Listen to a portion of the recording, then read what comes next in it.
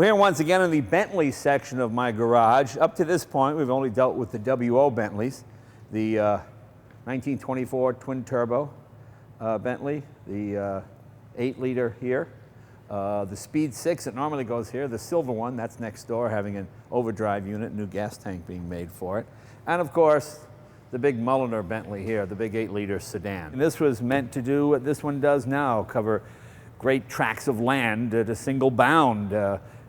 This engine is actually bigger. This is 6.7 liter, this is 8 liter. But this cruises at 75, 80 miles an hour, and that's what this one does. It's just sort of a modern interpretation of a big, comfortable luxury car. You know, back in the day before high-speed photography was perfected, they used to hire artists like Gordon Crosby to give the sensation of speed.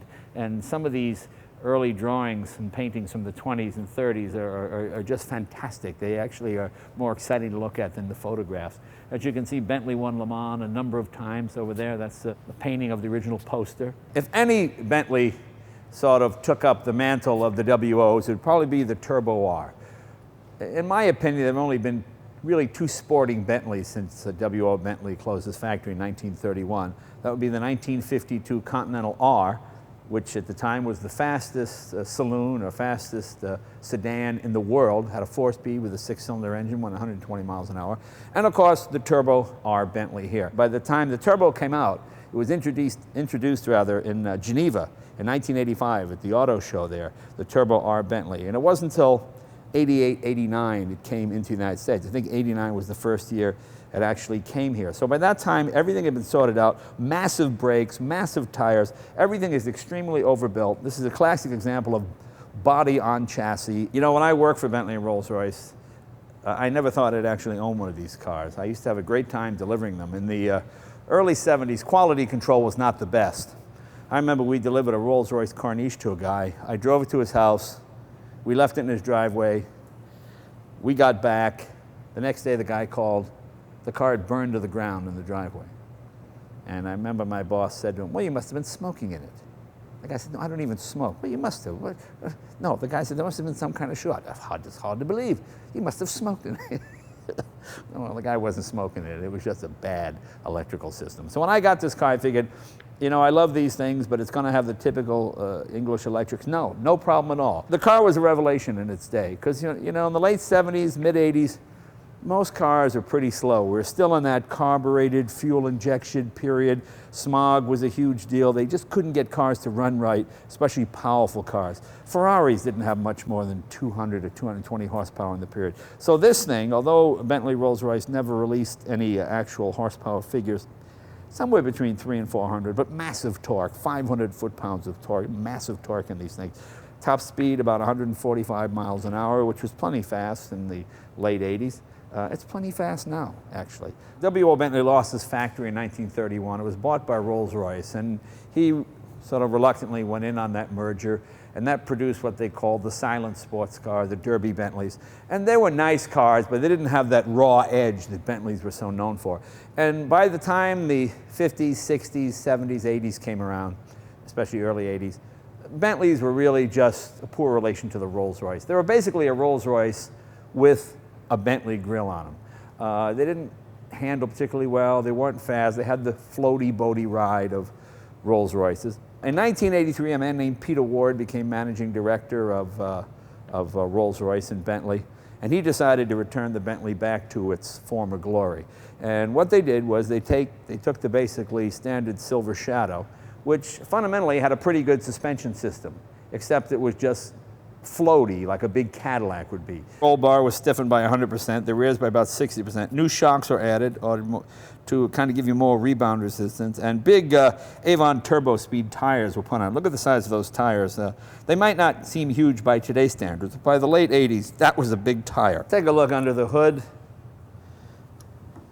This always amuses me under here. It looks like some sort of great steamship. The engine is a standard Rolls-Royce Bentley V8. Displacement about 412 cubic inches, or about 6.7 liters. Air Research turbocharger with electronic boost control. Not particularly lightweight. This car weighs a little over 5,200 pounds. Not a lot of plastic in here. Everything is metal. I love this big engine oil filler here. Just sort of yelled out, more steam! More power to the engine room. Just kind of slam that shut again. Even your dipstick, look at this thing. Everything's made of steel. Look at your shock towers, massive looking things. Looks like they came off a ship. Huge springs, everything is giant size. These are big, fast, nice handling cars. In fact, in 1988, I believe this was the very first Turbo R Bentley sold in the United States. Having worked for the company, it was one car I wanted to get. It was the only other car I bought new.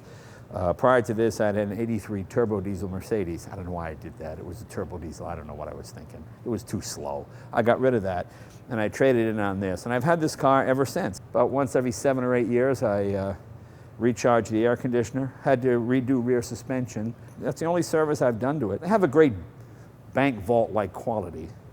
As you can see, it's a very comfortable place to be. There's a lot of space in these and a lot of leg room. It's not really a big car. I think it's a really handsome car. I've still got my original floor mats. When you buy one of these are what they call the carpets they give you when you supposed to use these instead of your floor mats.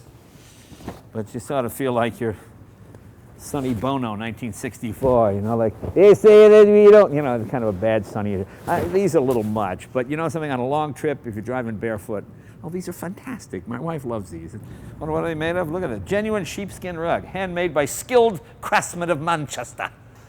Made by Englishmen. You know, I went to the Bentley factory years ago, and you know, it's an old factory at the time. It's all new now, but when I went there, you know, they show you where the bomb came through the roof during the war. And you go by a kettle, and there's a lady making tea, and it's freezing, and there's like a one-eyed woman sewing the leather. Like, hello, Mr. Johnson, hello. This is Jay Leno. Hello, dearie. You know, I mean, it's a real kind of quaint, old-fashioned kind of place. It's quite modern and up-to-date now, but back in the 70s and 80s, it was a whole different place. This is probably the last of the non-airbag cars. So instead of an airbag, you have this ridiculous system here. When you start the car up and you put it in gear, see, this goes along here, and then you have to hook your seatbelt onto there. This comes across this way. Any number of times I've been strangled by this thing. Or I get out of the car too quickly, you see, and I go like this, and as the thing retreats, it'll cut your head open. It's like, so you have to be very careful. You gotta remember, the different time, the 80s.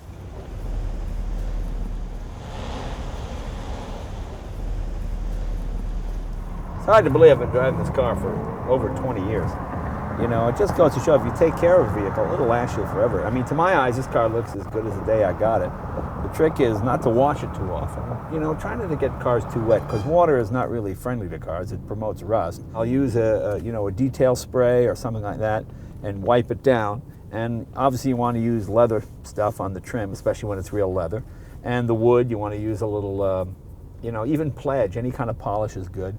And you can keep a car like this looking brand new. That's what I love about these Bentleys, is the body style doesn't change that often. So people think this car is like a 1999 when it's actually 20 years old. And it's got plenty of power. You put your foot down and she goes pretty good. I mean, back in the 80s, this was the fastest four-door sedan you could get. You know, and I love a non-airbag wheel. I hate that big thing in there. I like a nice thin steering wheel. And Bentleys and Rolls Royces always had that. Whatever was wrong with a Rolls Royce, you could cure by making it a Bentley. More power, better handling, bigger brakes. The options were pretty standard. You know, back in the 80s, you could get your AM/FM radio with, look at that, a tape player. I don't think the CD thing had quite hit yet. Handsome gauges. I like analog gauges. You know, one year Rolls Royce came out with some digital gauges for a clock and whatnot, and people hated it. Rolls-Royce Bentley people tend to be pretty traditional. You got your nice English cloth up here and your Connolly hides and all that type of thing. That's a real piece of wood, you know. And the handbook looks like something you get out of the Library of Congress, you know, beautifully written.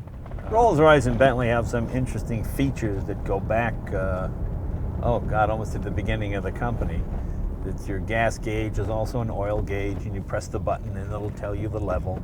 Transmission, it uses a GM 400 3-speed, which seems a little old-fashioned these days. Everything's a 4-speed, 5-speed, even automatic 6-speed, but it gets the job done. And you know, if you're looking to buy one of these, you could get a second-hand one of these for what you'd pay for a new Honda Civic, and you'd be driving a Bentley.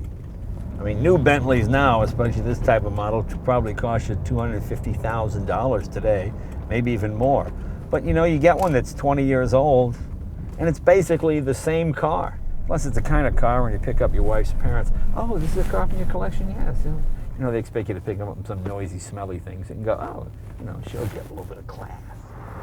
You know, my mother always used to say, when you go out, act like you know somebody. You know, on these kind of cars, you look like you know somebody. You pull up to the valet in this, oh, yes, sir. You know, they move all the other cars out of the way and they put yours right in front. Of course, you got to give them a bigger tip. Country horn and city horn. Before air travel was popular, the big Bentleys of the late 20s and 30s were built to cover huge tracts of land in a single bound. You know, you would get in your Bentley and you'd drive across Europe to the south of France. You could cover great distances at high speed, and that's what this one's meant to do. You get a real commanding view of the road when you drive one of these things. You sit up high like you're in an SUV, but it's obviously more comfortable. It's a uniquely British driving experience. There aren't many cars that feel or handle like a Bentley. You know, you either get this kind of thing or you don't. And once again, there's just all kinds of torque when that turbocharger kicks in.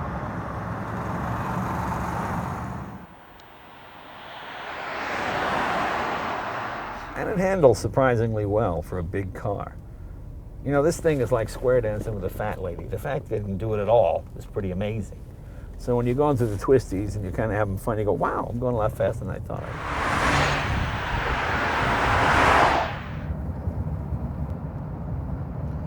would. You see why Bentley used the moniker the silent sports car for so many years. There's no engine noise. Unlike a couple weeks ago when we had the Hagerman Jaguar, which made fantastic noises, this thing's as quiet as your library. There's nothing high-tech about Bentleys, especially Bentleys from this era. Basically a big old V8 to a 3-speed automatic transmission, but the build quality is tremendous. You know, the difference between Bentley and Rolls Royce, I think Rolls Royce, people look to see who's in the car. With Bentley, you look at the car. A lot of Rolls Royce owners don't like to drive their cars, they like to be chauffeur driven. Whereas Bentleys are real driver's cars. That's why they ride a little bit firmer, they have the better brakes, the better tires. As I'm sure you know by now, Bentley is now a separate company, is no longer associated with Rolls Royce, and I think that's good. I think the new Bentleys they're making now are much more in tune with what WO had originally. My favorite Bentleys are this one, as I said, the 1952 Continental, and of course, the new Bentleys, the 4-wheel drive with the V12, fantastic cars. As long as there's in England, there'll always be a Bentley. See you next week.